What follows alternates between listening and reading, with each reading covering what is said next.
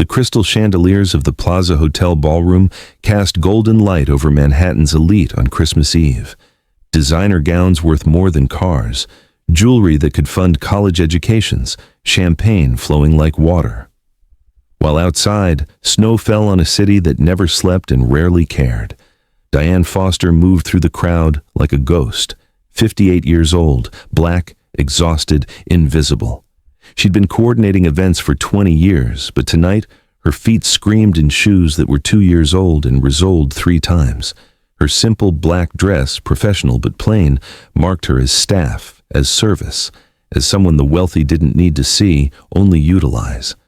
She carried a tray of champagne flutes, weaving between clusters of people who talked over her, through her, around her as if she didn't exist. A young couple blocked her path, kissing, oblivious. She waited. They didn't notice. She cleared her throat. Nothing. Finally, she edged around them, the tray wobbling slightly in her tired hands. That's when it happened. A woman in a white Valentino gown stepped backward without looking, directly into Diane's path. The tray tilted. Time slowed. Champagne arced through the air like liquid gold, splashing across the pristine white fabric, staining it champagne-colored, ruining it. The woman shrieked, a sound that cut through conversation and music like a siren. "You clumsy old woman." She whirled on Diane, her face twisted with rage. "This dress costs more than you make in a year. Do you have any idea what you've just done?" Diane stood frozen, the empty tray trembling in her hands. Heat flooded her face. Shame. That old, familiar shame that came with being seen only when you made a mistake. "I'm so sorry." Diane's voice came out small. "I didn't see you step back. Let me help you clean." "Don't touch me!" The socialite recoiled as if Diane's touch would contaminate her further. "Where's the manager? I want her fired. Immediately." A crowd had formed now. Phones out, recording, witnessing.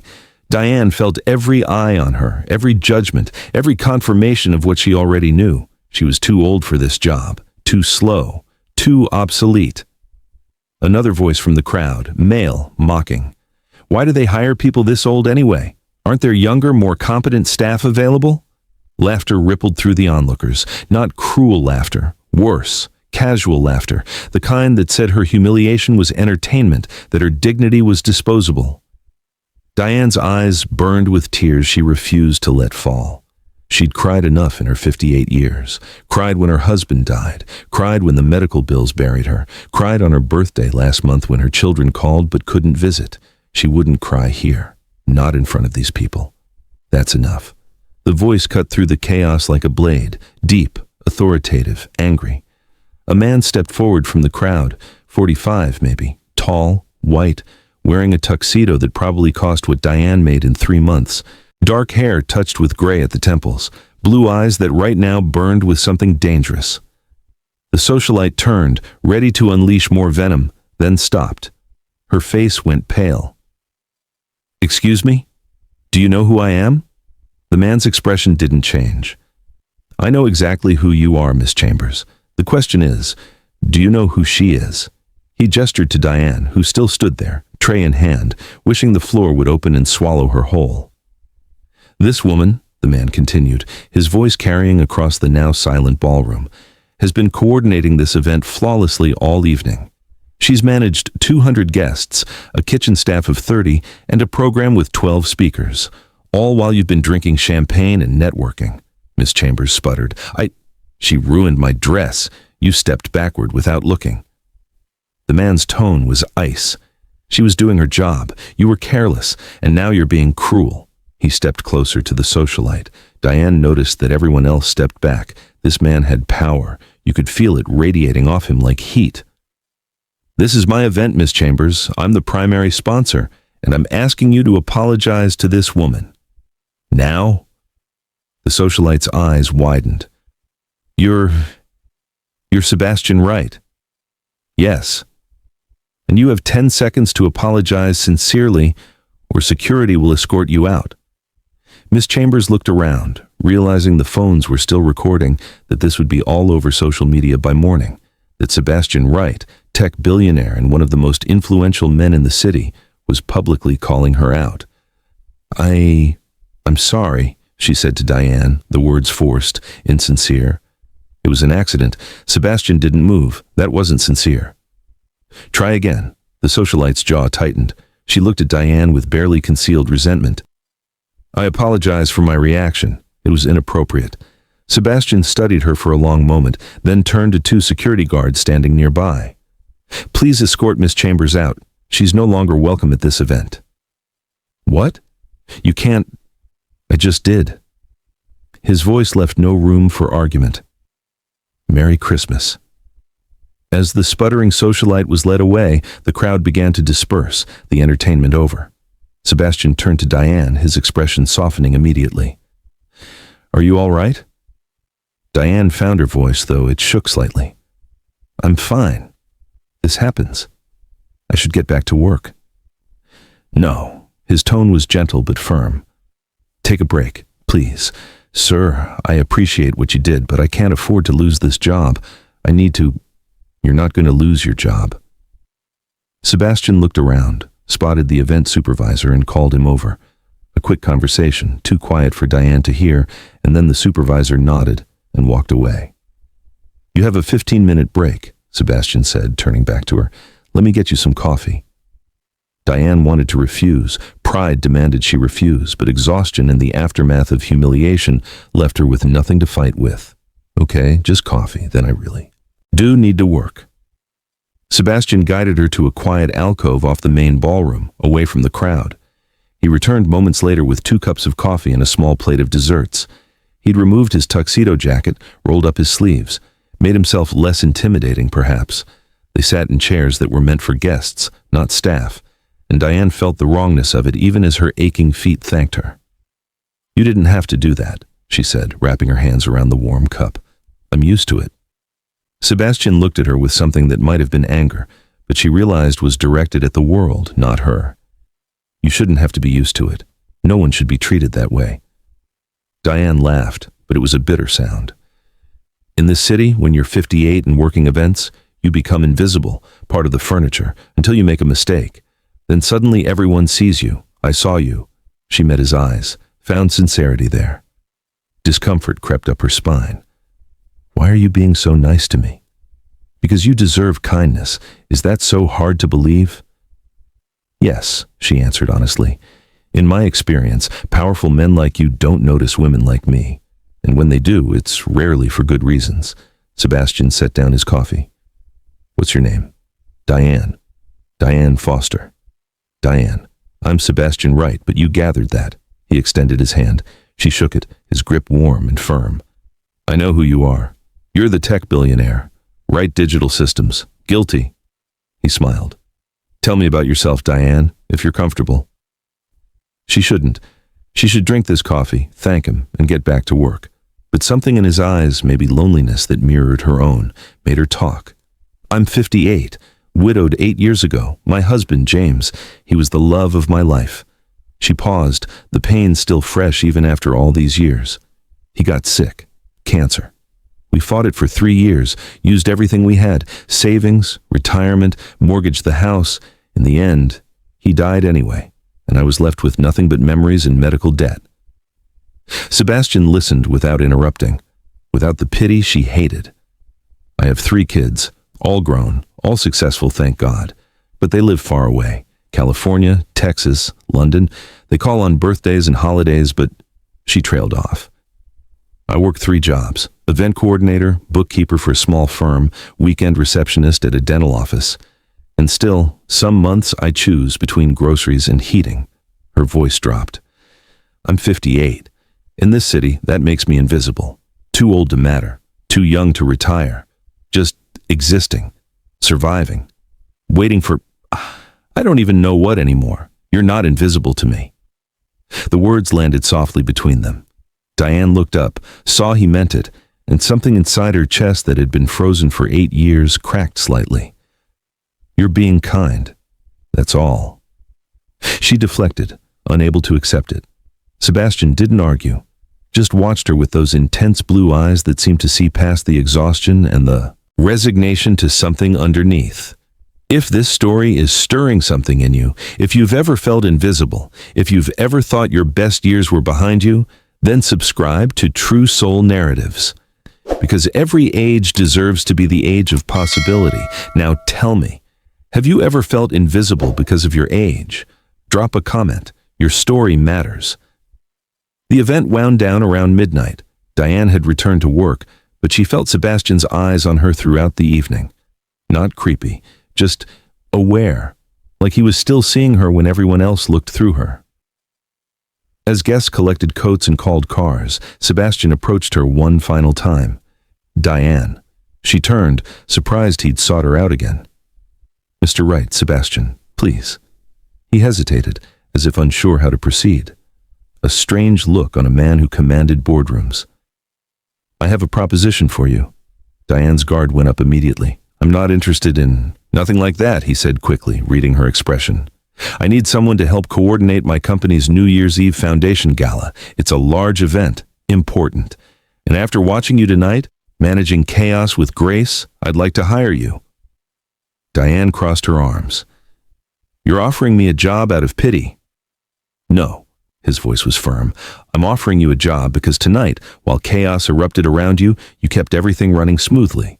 You handled a crisis, got humiliated, and still made sure every guest had what they needed. That's not luck. That's competence. That's exactly what I need."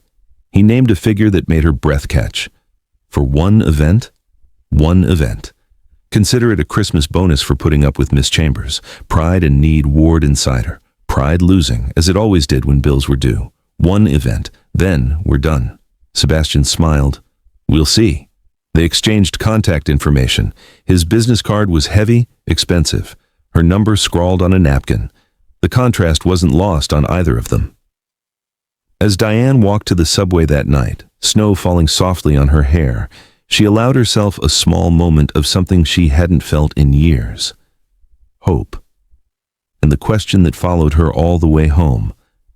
When was the last time someone had seen her as more than just old, more than just invisible, more than just a woman whose story was already written, already over? Sebastian Wright had looked at her like her story was still being written, and that terrified her almost as much as it thrilled her. The first planning meeting was scheduled for December 26th at Sebastian's office in Midtown. Diane arrived 15 minutes early, clutching her portfolio and wearing her most professional outfit, a navy pantsuit that had seen better years but was still presentable. She expected a conference room, multiple people, maybe his assistant taking notes.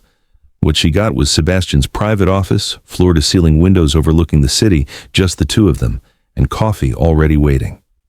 "This could have been an email," she said as she settled into the leather chair across from his desk. Sebastian looked up from his laptop and smiled. "It could have been. But I prefer face-to-face conversations. You learn more about people that way." Over the next week, they met 4 times. Each time, Diane arrived prepared with venue options, catering proposals, entertainment suggestions. Each time, Sebastian listened attentively, approved her recommendations, and then asked questions that had nothing to do with the gala. "Tell me about your children. This is about the gala, Mr. Wright. Call me Sebastian, and humor me. I'm curious." She deflected, maintained boundaries, kept the conversation professional. But Sebastian was patient, persistent. He'd ask about her weekend, about what she was reading, about how she'd gotten into event planning. Slowly, despite her best efforts, the walls began to crack. During their third meeting, while discussing the color scheme for table settings, Diane mentioned that deep burgundy reminded her of a series of paintings she'd once done. Fall landscapes, wine-colored leaves against gray skies. Sebastian's attention sharpened. "You paint." "Used to." Past tense. She tried to move back to the discussion of linens. "Why past tense?" She set down her pen. "Because it seemed frivolous after James died. I had bills to pay, a life to survive. Painting felt like a luxury I couldn't afford." "Art isn't a luxury, Diane. It's sustenance." She looked at him. This man who probably spent more on a single meal than she spent on groceries in a month. Easy to say when you have money. "I had nothing once," Sebastian said quietly. "I built my first company in a garage, ate ramen for 2 years. I know what it's like to choose between passion and survival. But when survival is all you have, you're not living. You're just existing." His words hit too close to home. Diane looked away, uncomfortable with how deeply he seemed to see her. On December 28th, they met at the venue for a walkthrough. The Mandarin Oriental Ballroom, elegant and expensive. Diane was taking notes on lighting placement when a young staff member approached Sebastian. "Mr. Wright, we have the updated floor plan you requested." The man's eyes flickered to Diane, then back. "Is she your mother? Should I explain this to both of you?" The question landed like a slap. Diane's pen froze mid-word. The age gap, suddenly real, undeniable, embarrassing. Sebastian's jaw tightened. His voice went cold in a way Diane hadn't heard since the night he'd defended her against Miss Chambers. "She's my colleague and the lead coordinator for this event, and you're dismissed. Clear your desk. You're no longer employed here." The staff member went pale. "Mr. Wright, I didn't mean now." As the man hurried away, Diane forced a laugh. It sounded hollow even to her own ears. "They're not wrong, you know. I'm old enough to be your, well, older sister at least." Sebastian turned to her, his expression intense. "Diane, age is just a number. What matters is who you are, your character, your mind, your heart. Easy to say when you're not the one society considers expired." The words came out sharper than she intended. "When you're not the one people look at and see grandmother first, person second." Silence fell between them, heavy, loaded with things unsaid. Finally, Sebastian spoke. "I was married once." Diane looked up, surprised by the shift. "Divorced at 40. He stared out at the empty ballroom. "She left because I worked too much, said I was married to my company, not her. And she was right. I chose board meetings over date nights, quarterly reports over conversations. I built an empire and lost the only person who mattered. Why are you telling me this? Because I've spent 5 years building wealth and losing life." His eyes met hers. "And you remind me there's more. You remind me what it feels like to want to know someone, not for what they can do for me, not for business connections or social capital, just to know them." Diane's heart hammered against her ribs. She wanted to believe him, wanted to let herself imagine that a man like him could see a woman like her as anything more than a charity case or a distraction. But belief felt dangerous. Hope felt like setting herself up for devastation. "We should finish the walkthrough," she said, turning back to her notes. "The gala is in 3 days." Sebastian didn't push, but she felt his gaze on her for the rest of the afternoon. Christmas morning arrived cold and quiet in Diane's small studio apartment in Queens. The radiator clanked but provided little warmth. She'd woken early out of habit, made coffee, and sat by the window watching snow fall on the mostly empty street below. Her phone rang at 8 a.m., her daughter calling from San Diego. 20 minutes of cheerful updates about grandchildren Diane hadn't seen in person for 2 years. Then her son from Austin. Then her youngest from London, who apologized profusely for not being able to visit, but promised to come in the summer. After the calls ended, Diane sat in the silence of her apartment. The small artificial tree in the corner, decorated with ornaments from a lifetime of Christmases past. The photo of James on her nightstand, forever frozen at 52, smiling at a camera on a vacation they'd taken to Cape Cod. She'd spent 8 Christmases alone. It should have gotten easier. It hadn't. At 11 a.m., a knock on her door startled her. She opened it to find a delivery man holding a massive bouquet of winter flowers. White roses, red amaryllis, silver branches with tiny lights woven through them. "Diane Foster?" "That's me." He handed her the arrangement. It was almost too heavy to carry. She set it on her small kitchen table and opened the card with trembling fingers. "No one should be alone on Christmas. If you're free, I'd love your company. 1 p.m. at Gramercy Tavern. Sebastian." Diane read the card 3 times. This felt like a date, but it couldn't be. Could it? He was 45, a billionaire, a man who could have anyone. She was 58, drowning in debt, wearing a bathrobe that was older than his company. She should decline, should text and say thank you, but no thank you, maintain professional boundaries. But the apartment was so quiet, and the loneliness was so loud. She went.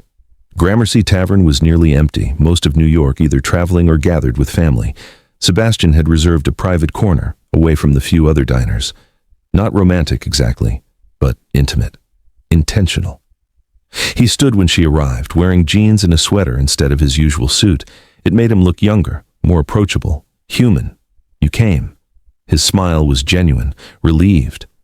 I almost didn't, Diane admitted as she sat. This feels like a date, Sebastian finished. I know. I'm sorry if that makes you uncomfortable. Why did you invite me? He sat across from her. Because no one should be alone on Christmas, and because I wanted to see you.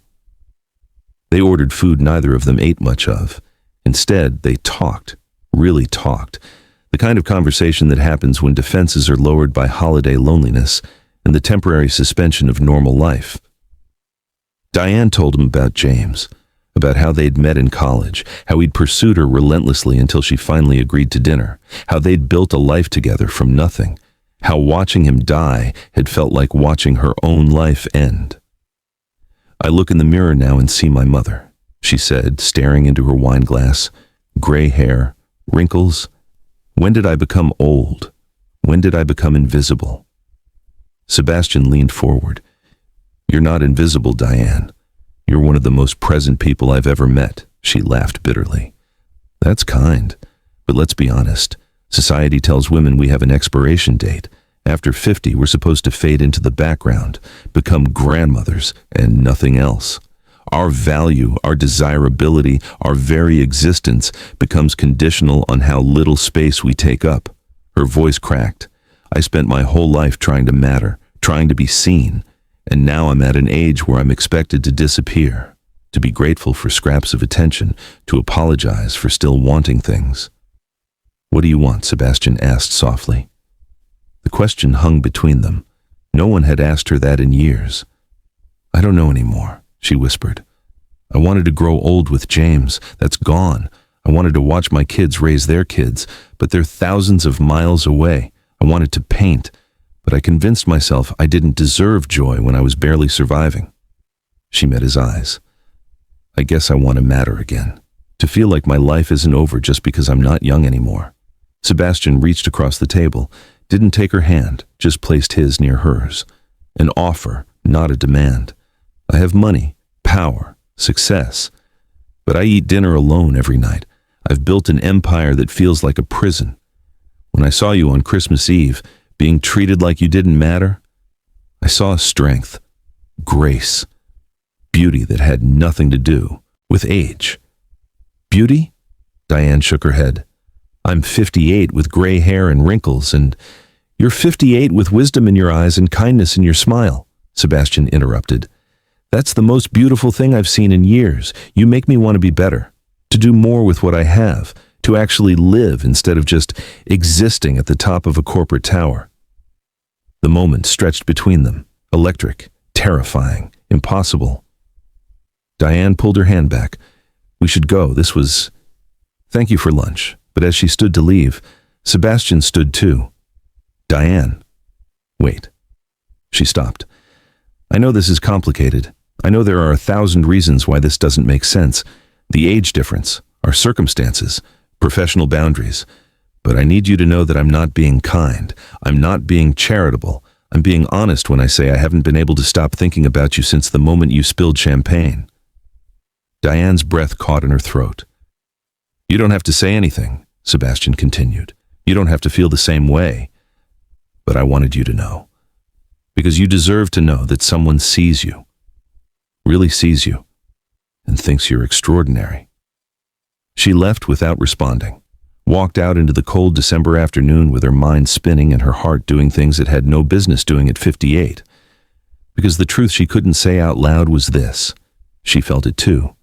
The connection, the pull, the terrifying possibility that maybe, just maybe, her story wasn't over after all. 3 days before the New Year's Eve gala, Diane's daughter called from San Diego. The conversation started normally. Updates about the grandkids, plans for the new year. Then, casually, almost too casually, her daughter asked how the event planning was going. It's going well, Diane said, organizing vendor contracts on her kitchen table. The client is very involved, very hands-on. A pause on the other end. Mom, this client, is it a man? Diane hesitated. Yes? Sebastian, right. He's the CEO of... I know who he is. Her daughter's voice shifted. Mom, is something happening between you two? No, of course not. The lie tasted bitter. We're just working together. Mom, I can hear it in your voice. Please be careful. Careful of what? Her daughter sighed. Men like that don't date women your age, Mom. I'm sorry to be blunt, but it's true. If he's being extra nice, paying special attention, he might be using you for something. Charity optics. Or worse. The words landed like stones in Diane's stomach. That's ridiculous. He's just what? Being kind? Her daughter's concern was genuine, which made it hurt more. Mom, I love you, and I don't want to see you get hurt. These billionaire types, they collect people, make them feel special, then move on to the next shiny thing. And women our age, we're vulnerable to that attention because we get so little of it. After the call ended, Diane sat in her quiet apartment as doubt crept in like cold through window cracks. She'd been developing feelings, real feelings, the kind that made her check her phone too often, that made her heart race when his name appeared on her screen, the kind that made her feel young and foolish and terrified. What was she thinking? That a billionaire tech mogul wanted a 58-year-old widow with medical debt and gray hair? That this was anything more than him being kind to someone he pitied? Panic set in, sharp, suffocating. I'm being foolish, she whispered to her empty apartment. He's just being kind, and I'm mistaking kindness for something more because I'm lonely and desperate. The next day, when Sebastian called about final gala details, Diane kept her voice professional, clipped, cold. Is everything all right? He asked after she had answered 3 questions in monosyllables. Everything's fine. This is a professional relationship, Mr. Wright. Let's keep it that way. A long silence. Then, quietly, did I do something wrong? No. You've been very kind. But I think we should maintain appropriate boundaries going forward. Diane, I'll see you at the gala. She hung up before he could say more, before her resolve could crumble. She told herself this was the right thing, the smart thing, protecting herself before the inevitable disappointment came. But it felt like cutting off a limb to save the body, necessary, brutal, devastating. New Year's Eve arrived with champagne wishes and the cruel hope of fresh starts. Diane reached the venue at 4 p.m., 3 hours before guests would arrive. She needed to oversee final preparations, coordinate staff, ensure every detail was flawless. She needed to be so busy she wouldn't have time to think about Sebastian or the coldness she'd forced between them. She was checking the placement cards at table 12 when she heard voices from the hallway. 2 men in expensive suits laughing about something. I heard he's been spending time with that older event coordinator, one said, his voice carrying through the open door. Diane froze. The one from the Christmas Eve incident? The other man chuckled. What is that? Midlife crisis? Or just feeling charitable? Both laughed. The sound echoed in Diane's chest like breaking glass. She was right. Her daughter was right. This was pity. Charity. A billionaire's momentary fascination with a woman he felt sorry for. Nothing more. The men walked past the doorway without noticing her. Diane stood there, placement card trembling in her hand, tears burning behind her eyes. She wouldn't cry. Not here. Not now. She would finish this event, do her job flawlessly, collect her payment, and never see Sebastian Wright again. The gala filled with Manhattan's elite as midnight approached. Diane moved through the crowd like a ghost, coordinating courses, managing the program, avoiding Sebastian's gaze. Every time she felt him looking for her, she turned away, disappeared into the kitchen, found urgent tasks that didn't exist. At 11:30 p.m., Sebastian took the stage to give his annual speech, usually brief, thanking sponsors, celebrating the foundation's work, toasting the new year. Diane stood at the back of the ballroom, ready to slip out as soon as he finished.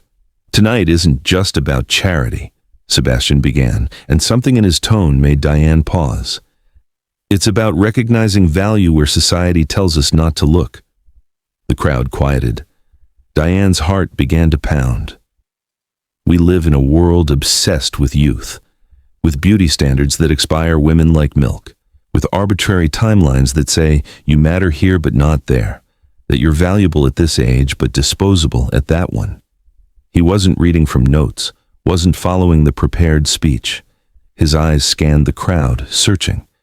Recently, I met someone who reminded me what actually matters. Not youth, not conventional beauty, not society's cruel timelines about who deserves love and attention and respect. Diane's breath stopped. I met a woman who society told was past her prime, past her expiration date, too old to be seen, too old to matter. Sebastian's voice carried across the silent ballroom. But I see someone extraordinary, someone with more grace, intelligence, and courage than anyone half her age, someone who makes me want to be better, do better, live better. His eyes found her at the back of the room, locked on, held, Diane Foster. Would you join me up here? The ballroom erupted in whispers. Heads turned, everyone looking for her, finding her, staring. Diane's feet were cement, her heart a war drum. This couldn't be happening. Not in front of hundreds of people. Not publicly, not like this. Please, Diane. Sebastian's voice was gentle but determined. On legs that barely held her, Diane walked through the crowd. Every eye on her, every judgment forming, every assumption being made. She climbed the stage stairs, and Sebastian was there, steady, certain. He turned to the crowd, keeping her beside him. I'm 45. Diane is 58. The world says that matters. The world says I should be with someone younger, someone who fits the narrative, someone who doesn't challenge society's comfortable lies about age and worth. His voice grew stronger.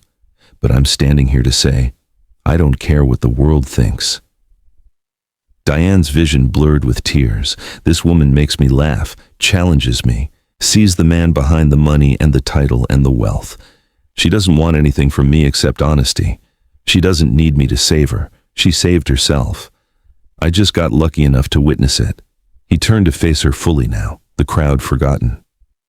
I know this is unconventional. I know people will talk. I know there are power dynamics and age gaps and 1,000 reasons this doesn't fit the fairy tale script. His hand found hers. But I'm tired of living for everyone else's approval, tired of letting society tell me who I'm allowed to care about, who I'm allowed to love. The word landed like lightning. Love. Diane Foster. I am falling in love with you.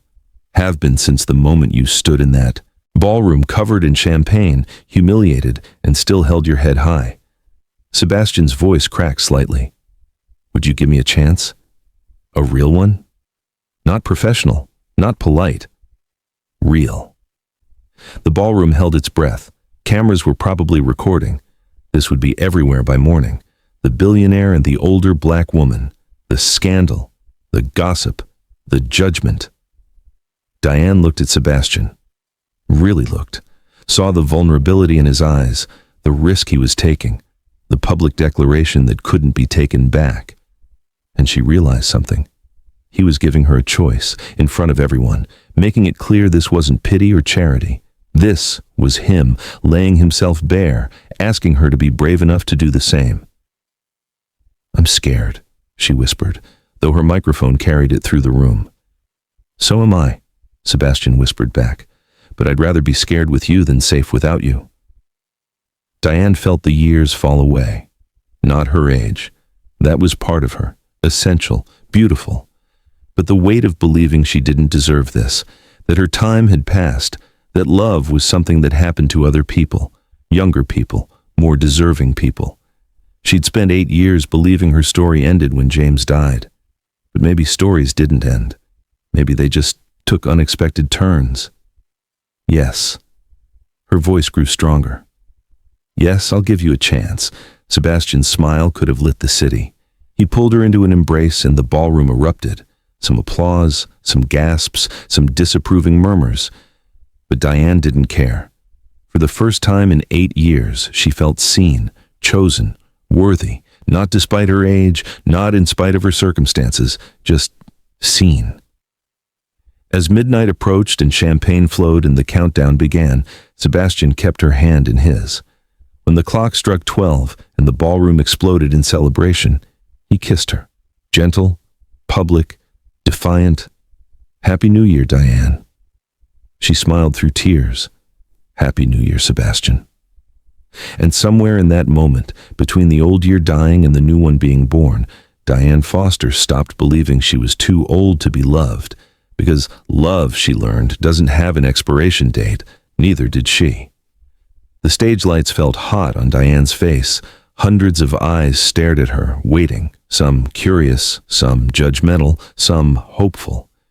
She could feel the weight of their expectations, their assumptions, their silent verdicts about the spectacle unfolding before them.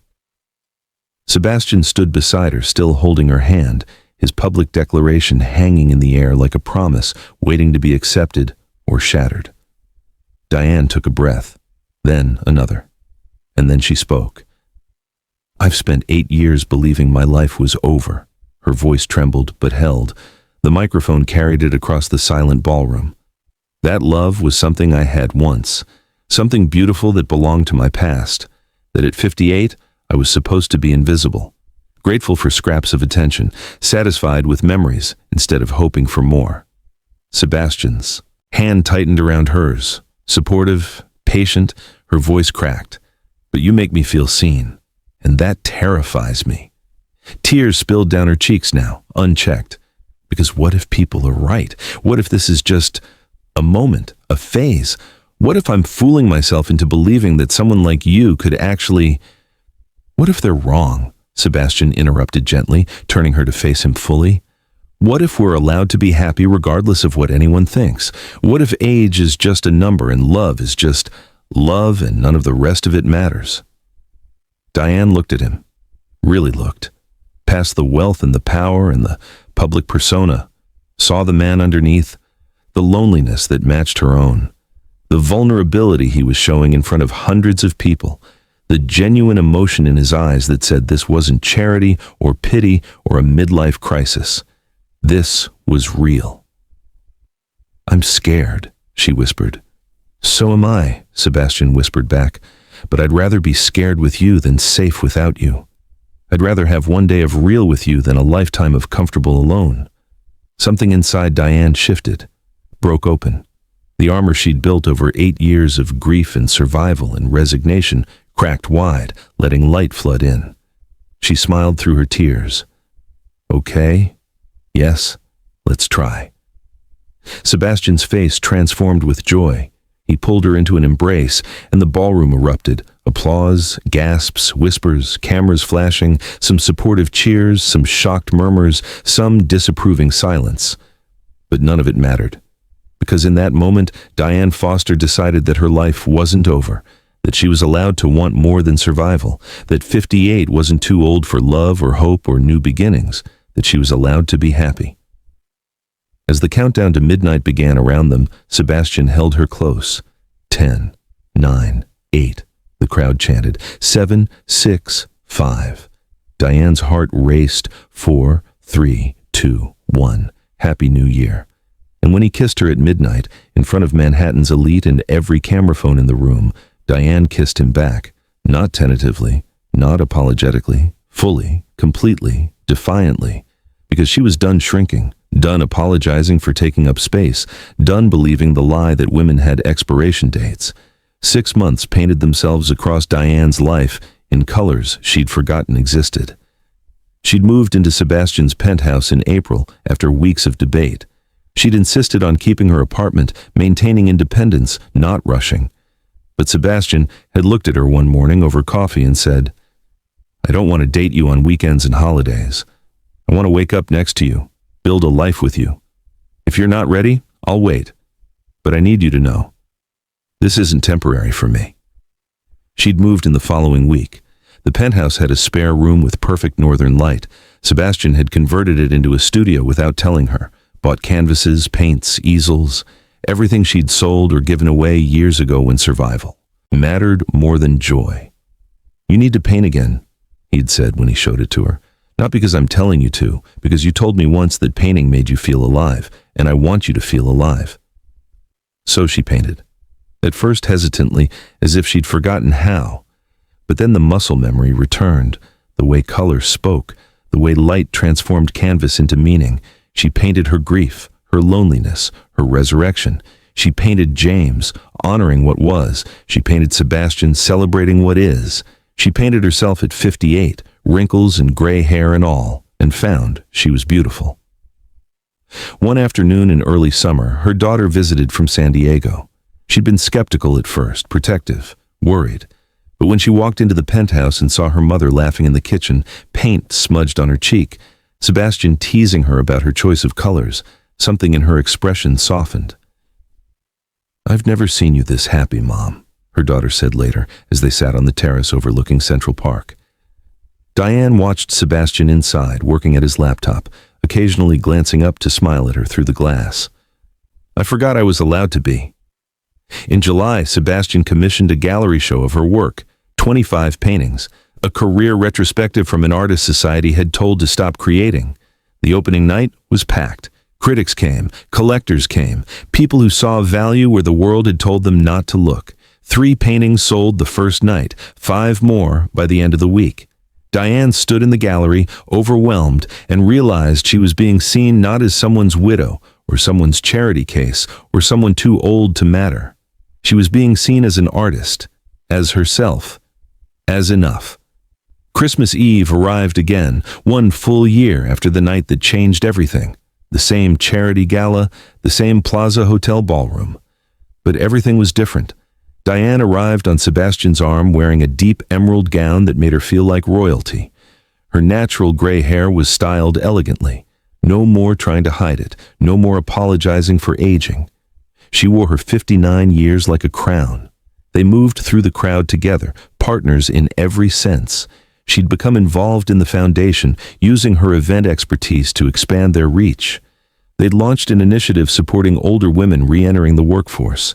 Diane's idea, Sebastian's funding, their shared passion. As they stopped to talk with donors, a young woman approached hesitantly. Diane recognized her immediately. Miss Chambers, the socialite from last year, the champagne, the humiliation, Ms. Foster. The young woman's voice was quiet, nervous. "I wanted to apologize, sincerely this time, for how I treated you that night." Diane studied her for a moment, saw genuine remorse. Growth, perhaps. We all have moments we're not proud of. "Thank you for the apology." Miss Chambers nodded and disappeared back into the crowd. Sebastian pulled Diane close as they watched her go. "You're remarkable, you know that?" Diane smiled. "I'm 59 now, even older than when you met me. And even more beautiful," he said without hesitation. They danced, they laughed, they celebrated a year of choosing each other every single day. And then, as the evening wound down and midnight approached, Sebastian led her back to the spot where they'd first met. "Right here," he said, gesturing to the floor. "This is where I saw you, where you were invisible to everyone but me." "I remember." Diane's voice was soft. "I was so tired, so resigned. And now? Now I'm alive." Sebastian took both her hands, looked into her eyes with an intensity that made her breath catch. Then, in the middle of the ballroom, surrounded by Manhattan's elite, he dropped to one knee. Diane gasped. "Sebastian, what are you—" "Diane Foster," his voice carried across the suddenly quiet room. "I don't care what the world thinks about age gaps or timelines or any of it. You are the love I thought I'd never find, the partner I didn't know I was searching for. Will you marry me?" Diane's hands flew to her mouth, tears already streaming. "I'm too old for this, for grand gestures and fairy tales." Sebastian smiled, pulling out a ring that caught the light like captured starlight. "You're exactly the right age for love. Any age is the right age. Will you marry me?" She looked at him. At this man who'd defended her when she was invisible, who'd seen her when the world looked away, who'd built her a studio and commissioned her art and loved her, not despite her age, but including it, celebrating it, honoring every year that made her who she was. She looked at the crowd watching, some smiling, some shocked, some taking pictures that would be on social media within minutes, and she realized she didn't care. Yes. She laughed through her tears, 1,000 times yes. The ring slid onto her finger, perfect fit. Sebastian stood and kissed her as the ballroom erupted in applause. Real applause this time. Celebration. As midnight approached once more, Diane stood in Sebastian's arms and thought about the woman she'd been a year ago, exhausted, invisible, convinced her story was over. She'd been so wrong. "I thought 58 meant my story was over," she said softly. Turns out it was just the beginning of the best chapter. Sebastian kissed her forehead. Love doesn't have an expiration date, neither do we. The countdown began. 10, 9, 8. But this time, Diane wasn't just surviving another year. She was celebrating the beginning of something beautiful. 7, 6, 5. She was 59, engaged in love and painting again. 4, 3, 2. She was visible, valued, alive. 1. Happy New Year, Sebastian. Happy New Year, my love. And as they kissed at midnight, surrounded by light and music and the promise of forever, Diane Foster proved what she'd once thought impossible. That fairy tales don't have age limits, that second chances exist at any age, that women don't expire at 50 or 60 or any arbitrary number society invents, that love, real love, sees past wrinkles and gray hair to the soul underneath, and finds it beautiful, finds it worthy, finds it enough. Somewhere in the world, a woman sits alone. Maybe she's 55 or 62 or 71.